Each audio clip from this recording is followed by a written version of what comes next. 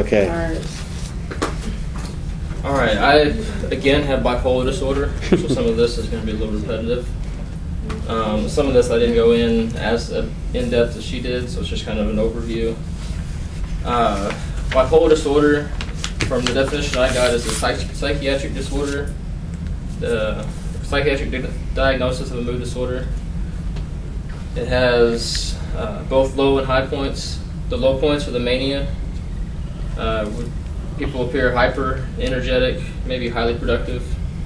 At the high levels, individuals can experience very distorted beliefs known as psychosis. Who does it affect? It says at least 4% of people have some sort of experience of the symptoms at some point in their life. It affects everybody pretty much the same, whether you're a man or a woman, or doesn't matter which race you are. It affects all of them pretty much the same, unlike some other disorders. And it can be either genetic or it can also be environmental. Treatments. It's treated by mood stabilizing medication and also psychotherapy.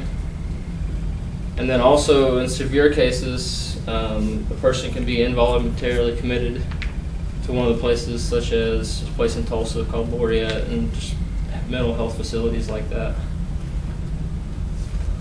The diagnosis, based on several evaluations by family members, and then followed up by doctors and psychologists.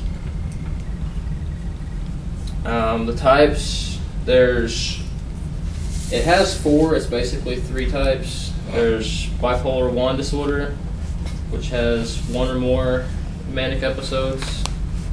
Bipolar 2 disorder, no manic episodes, but 1 or more hypomanic episodes, and 1 or more major depressive episodes.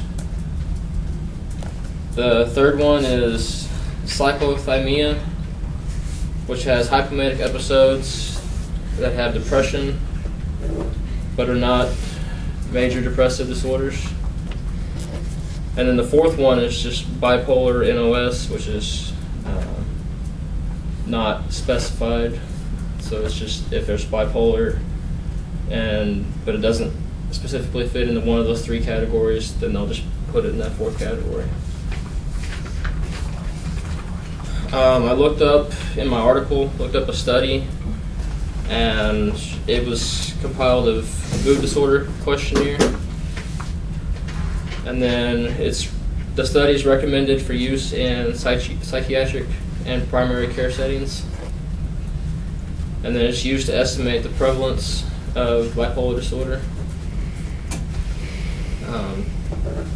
In the study, the methods was to screen for a lifetime history of mania or hypomania that was composed of 13 yes or no symptom questions that reflected the DSM-4, and then follow that up with a single yes or no question that states whether the symptoms were clustered during any period of time. And then the final question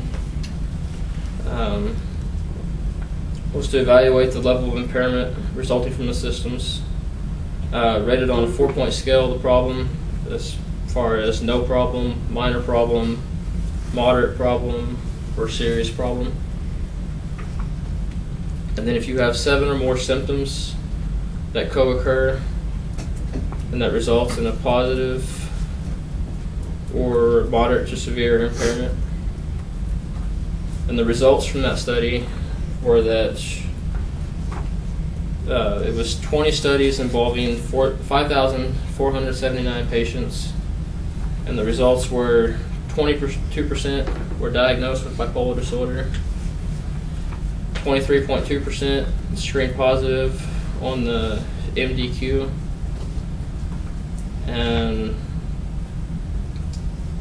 the specificity was 87.5%, with a positive predictive value of 58%. and a negative predictive value of 88.9%.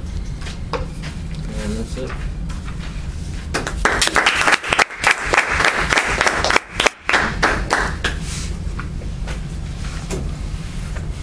Questions? Not yet. Oh, I gotta shut you off.